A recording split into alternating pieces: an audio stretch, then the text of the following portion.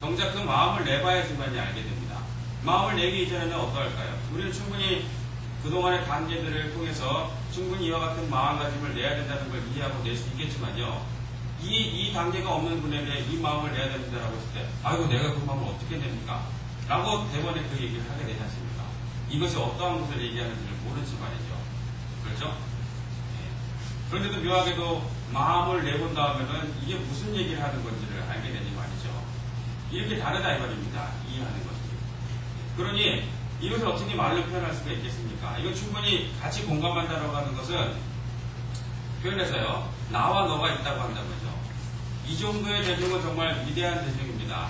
마음을 최대한 맞추지 않고서는 이것을 공감할 수가 없습니다. 절대적으로. 지나가는 사람들에게 이 얘기를 하게 되면은 나 살기도 바쁜데 그리고 지금 뭐 일하기도 바쁜데 무슨 얘기하냐고 나부터 살고 보자고 지나치게 얘기하자면요.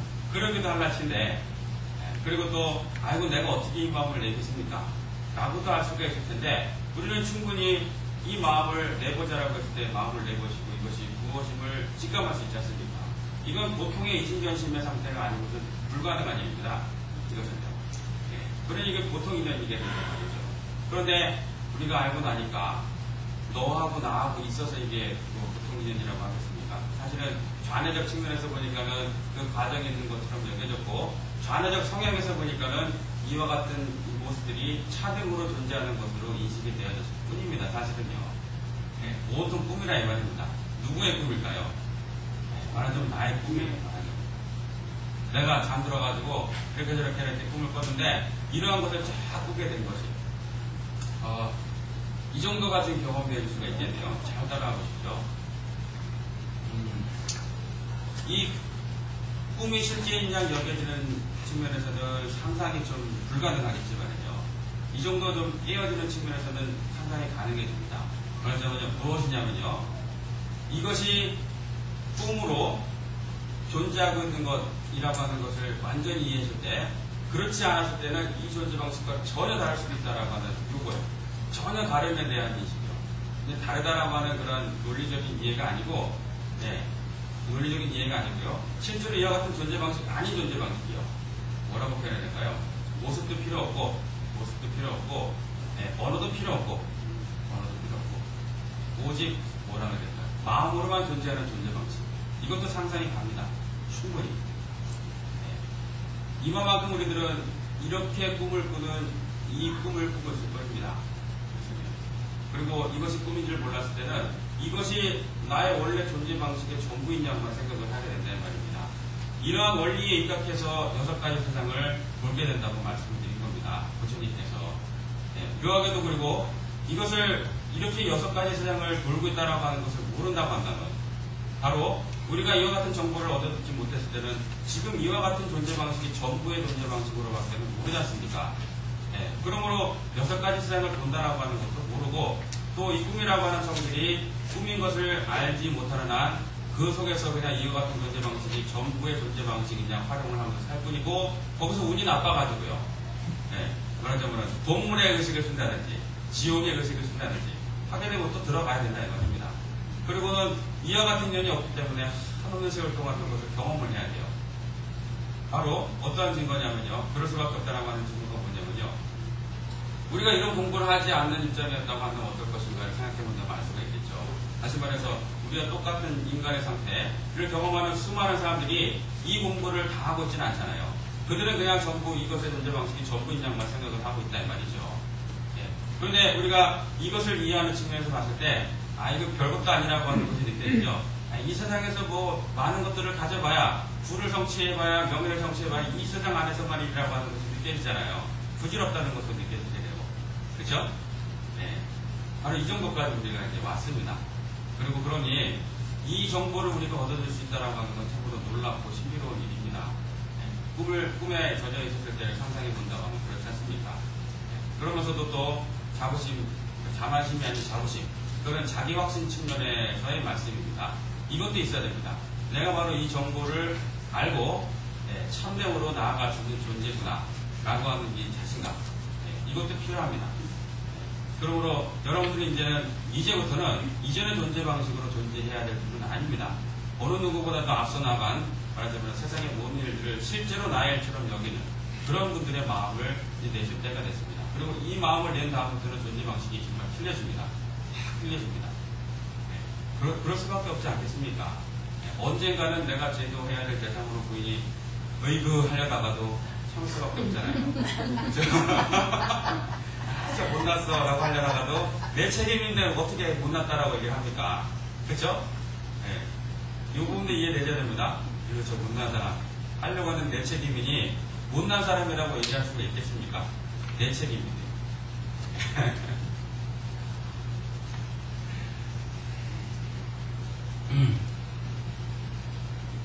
지혜의 완성으로 말미암아 보살도 생기고 부처도 생겨나는 것입니다. 또한 보살의 법과 삼세제불의 가르침도 지혜의 완성에서 나오는 것입니다. 이처럼 지혜의 완성은 모든 것을 포함하기도 하고 모든 것을 발산시키기도 하는 것입니다. 그래서 지혜의 완성은 심오하며 공덕이 스승하고 가장 훌륭한 가르침입니다. 왜냐하면 그것은 존재의 법칙을 꿰뚫어보는 안목을 지니고 있기 때문입니다. 꿰뚫어보는 안목이라고 하는 것이 바로 말하자면 6가지 세상을 이렇게 쳐다보고 어떠한 것임을 아는 안목이라고나 할까요? 이것을 바로 얘기합니다. 그러니까 표현하려 치니까 6가지 세상을 거론한 것이지 6가지 세상만을 뭐 이렇게 볼 줄 아는 뭐 이런 것들을 얘기하는 것이 아닙니다. 즉 내가 어느 세상 안에 존재했었다라고 하는 걸 몰랐다가 어느 세상 안에 존재하고 있음을 아는 그런 위치로 바뀌어 나가는 과정이라고 할까요? 그것을 얘기를 합니다. 안목이라고 하는 표현이요.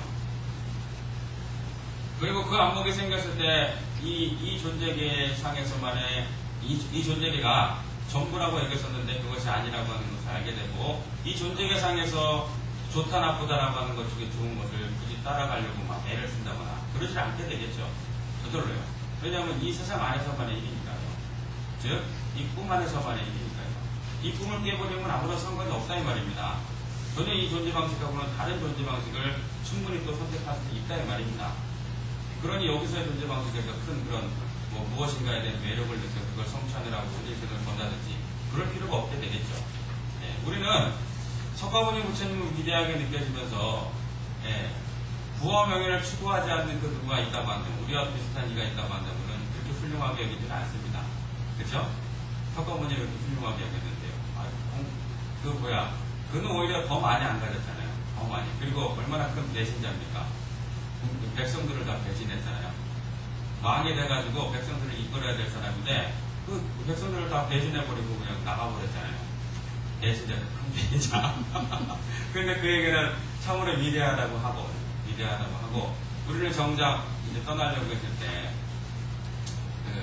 그런 얘기를 들을까봐 두려워하기도 하고 그런 분들이 계시면 부책임하다 보니 이 말씀을 드리자면요. 거창의 그 행복한 절에 그런 분이 한 분 계셔요. 15년 전부터 인연이 나왔었는데 그때부터 그분은 무엇인가를 찾고 있었고 그것이 바로 불교에서 찾을 수 있는 것이라고 하는 걸 직감을 하고는 열심히 막 불교 공부를 하셨어요. 그러다가 한참 동안 떨어져 지내다가 1년 전인가 이제 그분이 이제 작정하신 바, 계획하신 바를 실행에 옮기기 시작하셨는데 계획보다 3년인가를 땡겼습니다. 왜 그랬냐고 했더니요. 이런 과정으로 가지고는 계획했던 그 무렵에 사실 행하기가 어렵겠다라고 하는 것이 느껴졌대요. 그리고 그렇다고 한다면은 내가 계획했던 바를 행하는 데는 언제 해야 될 것인가? 언제? 이걸 스스로에게 던져봤대요, 질문을요. 그랬더니 바로 그때라고 하는 것을 이제 부정할 수 없었고, 그걸 과감하게 따라갔답니다. 그래서는 그 실상사의 그 귀농학교에 처음에 입학했었어요. 왜냐하면은 공부의 과정들이 어떠해야 될지를 모르다 보니까는 혼자 어떻게 조용한 곳에 가가지고 정진을 해서 깨달음을 얻어보겠다라고 하는 걸 설정하에 일단은 시골로 내려가야 되니까 시골 가서 어떻게 살아야 될 것인가 고민하다가 이제 귀농학교를 생각하게 된 거예요. 귀농학교에 입학했고 실상사가 그 거창하고 별로 멀지 않거든요. 그래가지고는 이제 이러이러해서 내려오게 됐다라고 해서 이제 잠깐 들렸었는데 그 인연으로 이제 그 행복한 절에서 대중으로 살게 됐습니다. 참고로 그분의 그 과정을 통해서도 좌뇌적 측면에서 그리는 깨달음은 실제가 아니라는 것이 다 드러났습니다. 그분은 그분이 그리셨던 수행의 과정은 지금의 대종사리하고는 전혀 달랐습니다. 전혀. 그리고는 그렇게 해야지 도를 얻는다고만 생각을 했고 자유로움을 얻는다고만 생각을 했어요.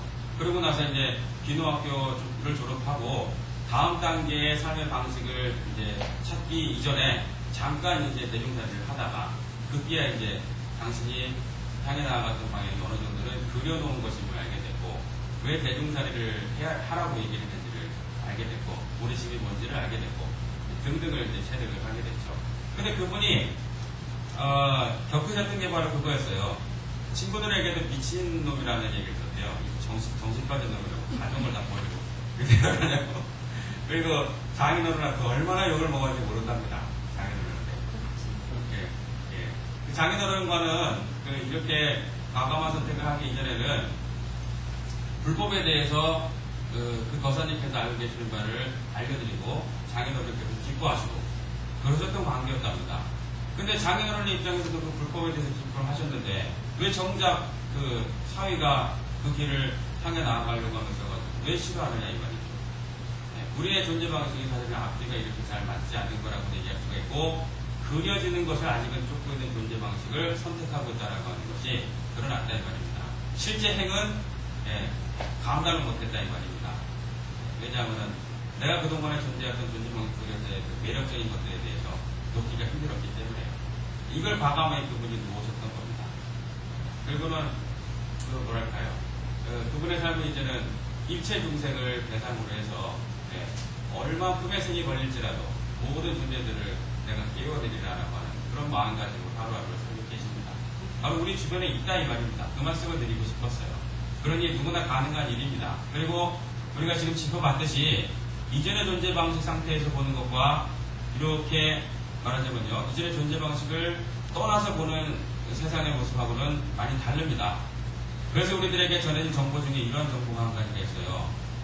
우리들의 가족은 너무너무나 소중하잖아요. 그런데 생을 마감하고 다음 생을 딱 맞이하는 순간, 즉 눈을 뜨는 순간 이전의 가족은 아무도 기억이 안 난답니다. 아무도. 다음 생으로는 건강하지 않고 이 생을 놓고 보더라도 전생의 그런 부모 자식지간의 관계들 아무도 못 알아본답니다. 내 옆을 지나가도 못 알아본대요. 그렇게 애타했던 그런 가족들. 그렇다고 한다면 지금 이 생에서의 그런 애착심의 관계들은 도대체 뭡니까? 그로 인해가지고 이것저것들이 힘들다라고 했던 것 도대체 뭐겠습니까? 다 꿈이라 이 말입니다.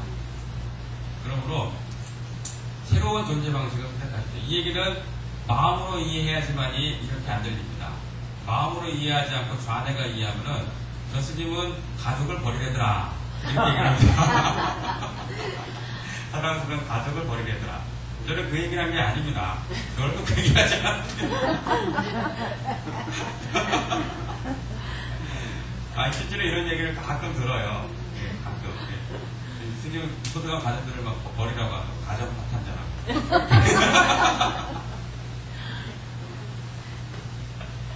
그런 얘기 안 했습니다. 그리고 저 대목이 금강경에도 나와 있잖아요. 그 사상을 내가 얘기했다고 하지 말라. 그 사상을 내가 얘기했다라고 하는 사람은 열의 뜻을 모르는 사람입니다. 그러므로 내가 사상에 대해서 얘기했다고 하지 말라. 그런 내용이 금강경에 나와 있습니다. 바로 이 대목 때문이에요. 충분히 여러분들이 이제 금강경의 그 구절에 깊은 뜻이 무엇인지를 아실 겁니다. 왜냐하면 무슨 얘기냐면요. 사상은 원래 존재하는 것이 아닌데 원래 존재하는 것은 그냥 여기고 있는데 그걸 거론하지 않고서는 그것이 없다라고 하는 말을 할 수가 없으므로 거론을 하면서 없다고 얘기한 것이므로 거론조차도 이제 떠나버리라는 얘기입니다.